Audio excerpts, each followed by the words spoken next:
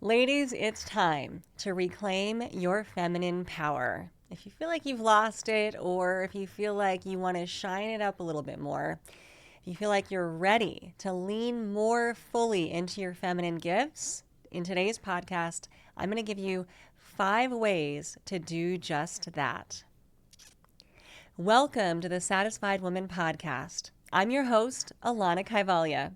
This podcast is dedicated to helping women lean into their femininity and rediscover the power of their feminine gifts. We take a look at what it means to be a modern woman and how we can live a satisfied life on our own terms. Visit the hub at thesatisfiedwoman.com. We've been living for thousands of years at this point in a primarily patriarchal culture dominated by masculine values, a culture that puts down femininity and devalues what it truly means to be a powerful feminine woman. If we look back historically, women have been called witches and burned at the stake. We've had power taken away from us, whether it be through agency over our own bodies, our emotions, or even our thoughts. Did you know that not until 1974, here in America, a woman could open her own bank account? Isn't that crazy? Prior to 1974, a woman had to have a male co-signer just to be able to be in control of her own money. This is all happening now for some of us within our lifetimes. And right now we live in a very exciting time, a time where we have more agency, opportunities, and choices than any woman in the history of the world. Things are changing. They are getting better. And women like you and I are at the forefront of that. And what we need most is a template, some training, some ideas on how to become more feminine, on how to lean into our femininity, on how to be empowered as women. What we've had before in terms of thoughts around femininity and empowering ourselves as women has actually been on a man's terms. Prior to now, women have really looked for success by fighting up the corporate and social ladder, by competing with others. We're still trying to do things in a man's way. Let's scrap that. We don't need that. We need to do things in our own way, on our own terms, based on feminine gifts, based on feminine qualities, and based on what women and femininity says is most important and valuable to us. Because it is different to the masculine paradigm, to the patriarchy. And different is not worse. It doesn't mean anything is less valuable. It just means it's different. Things that are valued most highly by femininity are our intuition, our emotions, the ability to be nourished, receptivity, joy, pleasure. The gifts of femininity are tremendous, and our power lies in our femininity. Now, we've had a lot of messaging that femininity is not powerful, that it's less desirable, that the gifts of being a woman are problematic, are to be hid under the rug. I remember even when I got my first period, I felt deeply shameful around it. And if you look statistically, most women have a negative experience with that initiation into full womanhood. It is not celebrated. It is not put on a pedestal necessarily. It's a tough event. And if that's your inauguration into womanhood, what do you think about the rest of being a woman? So you and I are here to start to shift that, to change it. It's going to happen through individuals like us. It's going to happen through us revaluing our own femininity, our gifts, and reclaiming our feminine power. So I came up with 5, there's lots of ways. As women, we have lots of ways of doing things. There's not one right way of doing things. But I came up with a list of 5 ways for us to start to reclaim our power and really lean in to our feminine gifts. So the first way is to let go of success in favor of satisfaction. Success is really a patriarchal or masculine paradigm. Success is indicative of success over successful because of some competition.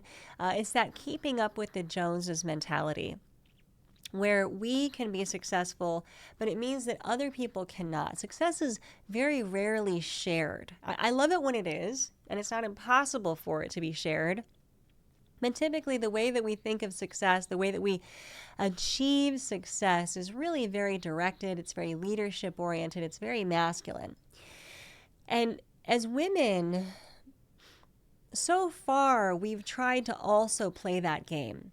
And I did too for a very long time. You may still be in that place. You may desire success. I'm not saying that it's not for us. I'm just saying that the uniquely feminine attribute is not success. It's rather satisfaction. The feminine doesn't desire success. The feminine rather desires satisfaction. And let me define satisfaction for you. It's very powerful. Satisfaction is defined as the pleasure derived from the fulfillment of your wishes and needs. Lean into that. Think about that. Let that wash over you for a second. Imagine your world and all of your wishes and needs fulfilled. I know it sounds like magical thinking. It does take work to get there. We're not trying to think our way into success and power and femininity and fulfillment or anything like that. We're going to do the work. But I want us to do it on different terms, where we are fulfilled. That means to be filled from within and also to be nourished and fed from without. So this is both an inside as well as an outside job. Yes, as feminine women, we can open ourselves to fulfillment. We can put ourselves in the places where fulfillment might happen. But it's also incredibly important to be surrounded by the people who cherish us. The feminine desires to be cherished. To be cherished is to have our needs, our wishes, our emotions be prioritized. And we have been deprioritized for far too long. I know so many women, you might be among them, or you might know some, who put their needs last. In their family structures, they put their needs last. In their job structures, they put their needs last. In their social structures, they put their needs last. If we as individuals put our needs last, so will everyone around us. So we want to prioritize our own wishes and needs and surround ourselves with others who also prioritize our own wishes and needs. Now, that doesn't mean they deprioritize our own. That doesn't mean we suddenly live in the land of milk and honey where everyone just serves us. No, no, no. In a truly feminine utopia, let's say, all wishes and needs are fulfilled. And through the fulfillment of the wishes and needs of the feminine, others also benefit. That there is a mutually beneficial circumstance happening all around us where we're not taking away from each other, where everyone is nourished. So I want you to be really thoughtful about your life, about the people in it, about where you find yourself, where you place yourself. You'll know that you're not satisfied when your wishes and needs are not being met, either by yourself or by those around you. You'll know that you're not fulfilled when you feel drained, when you feel like that incredible well of receptivity that is femininity is empty. When your well is drained, when you are not resourced, when you are not nourished, not only do you feel a sense of burnout and exhaustion, others around you can't feed off of your generosity, your pleasure, your joy, your incredible creativity. It will not nourish those around you either. Everyone is in detriment when the feminine is not nourished. Everyone benefits when the feminine is nourished.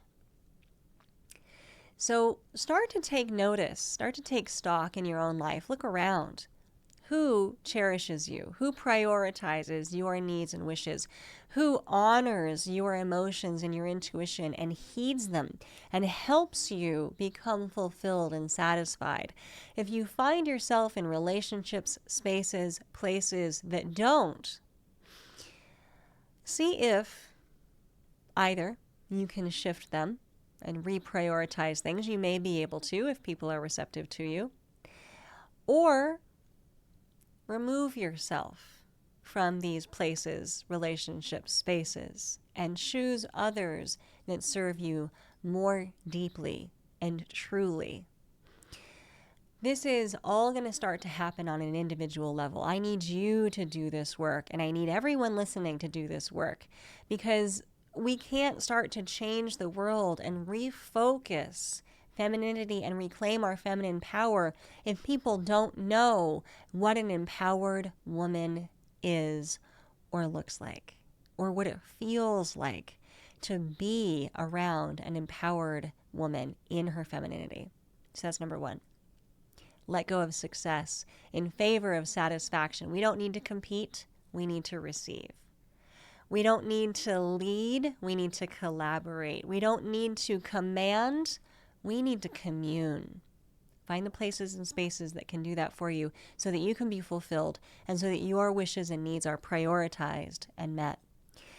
Number two, find people, places, and spaces that support your femininity. And I mean this in a very exclusive way. Now, men have had their men's groups for ages. I lived in New York City for 16 years, and in New York City there were still exclusive men's groups that women couldn't enter that had been there for hundreds of years.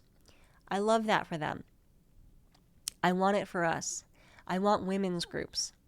Women supporting women means that women are empowered. This is what we do. This is how we get things done, by mutual support and collaboration, and especially with other women. The women around us who really, are our kindred spirits, they know what we're going through because they're likely going through the same thing. So I know everybody wants to be a part of everybody else's space, and we want to not let people in. But can we just not let people in, just on this one condition, that we have a sacred space for women, for us to figure this out? Maybe you start your own women's group. Maybe it's a group that meets every full moon, because that is inherently feminine and powerful. Maybe it is a room that you rent in your apartment building every first Tuesday of the month for you and your best girlfriends to get together. Maybe it is the ladies' night that you hold sacred with your girlfriends that does not devolve into cattiness and trickery, but that always ends in mutual support, love, adoration, and collaboration. We need women's spaces so that we can start to figure out what it means to be a powerful woman in this world, and to know that other women have our backs in this capacity. All right, number three, never compromise getting your needs met, ever. Now, if you remember number one, satisfaction is defined as the fulfillment of your wishes and needs. So how can you be a satisfied woman, over there, if your needs are not being met? This is one of the biggest tricks of the current cultural paradigm, is that women's needs are not important. That our role as women is to serve the needs of others first. Somehow we've been taught from an early age that that's what femininity is. Femininity is service. Femininity is subjugation. Femininity is quietness. Femininity is to smile and look pretty and to just show up for everyone else. That's a big lie. It's not true. Femininity is powerful. It receives. And our needs are critically important. If you are not getting your needs met as a human, forget feminine, masculine, anything in between, if you are not getting your needs met as a human, you cannot be happy and experience joy. Getting your needs met, in my research, is perhaps the number one most important thing. It's like the substrate for everything else good in life. If you have your core needs met, then everything else will fall into place, or at least will more easily fall into place. So never compromise your needs ever, even if that means, and it's going to feel weird for those of us who have had so much of our lives and so much training in subjugating ourselves, prioritizing the needs of others, perhaps especially family members. Speaking up for yourself and prioritizing your own needs, it's going to rock the boat. It's going to rock the boat. People will be uncomfortable, but wait, Mom always does this for me. She always does my laundry. She always drives me to soccer practice. But wait, my wife, my relationship, my primary partner, she always has dinner or whatever it is waiting for me at home. I know those are old school tropes. Insert need subjugation here for your own life, okay? Whatever it is that you're doing that puts your needs second and someone else's first, stop. Just stop. And I know it will be uncomfortable for you because you're used to doing it the other way. It's okay. One of the things that the femininity and women who are feminine are exceedingly good at is being uncomfortable. Discomfort is what we first feel when our intuition says something isn't right here. When we don't listen to our intuition, we are denying our most powerful feminine gift. So let yourself be uncomfortable. Let everyone around you be uncomfortable for a while. It's okay. Ease into that by holding your ground and reclaiming your feminine power and prioritizing your own needs so that those around you can prioritize them as well. All right, number 4, take your time. And I mean this in a slightly different way. I don't mean relax and, go slow. I mean a woman in this female body is governed by time. We don't have endless amounts of it. This is very different from a man in a man's body who doesn't have time markers like we do. A man can start a career at almost any age. A man can have a child at almost any age. We don't have that luxury. We have a time marker at which we can have children, and then a time marker at which that is no longer available to us. Every 28 days, we have a time marker of menstruation. We have hormonal shifts that determine times of the month where we are more receptive, times of the month where we are more organized and charged and energetic, times of the month where we need to relax. Time is largely dictated by us, by our bodies. So we need to take that time in the order that it is given and in the order that it feels best to us. One of the things that this current culture is telling us, and again, it's a masculine culture, and the masculine is not dictated by time like the feminine is that we need to prioritize career and social advancement first. Now, I can't tell you how many women I know who have done that, who have been fed that line and said, okay, that's what success is. That's what it means to be a woman. And then they end up later in their life having regretted not starting a family, having children, and they are now without that choice because time is dictated for them and that choice is gone. I don't care what the culture says. If you want to start a family, start one. If you want to have children, have them in the time that is right for you. If you want to start a career later, start it later. If you want to start a career early, start it early. Honor your own time markers. If any of these choices are a priority for you, no matter what they are, whether it's having children or not, having a career or not, I'm not telling you what the choice is or what's right. What I'm saying is that we as women are governed by time and we need to listen to that. So respect your time concerns and needs. Don't stay in a career too long. Don't stay single so long if a relationship is a priority for you. Do what you want in your own time. Now, I write a lot more about this in my book, The Way of the Satisfied Woman, if you want to unpack that a little further. But let's get to number 5 in reclaiming our feminine power. Number 5 is to revere your feminine gifts, particularly your intuition and emotions. Your intuition and emotions is what make you most feminine.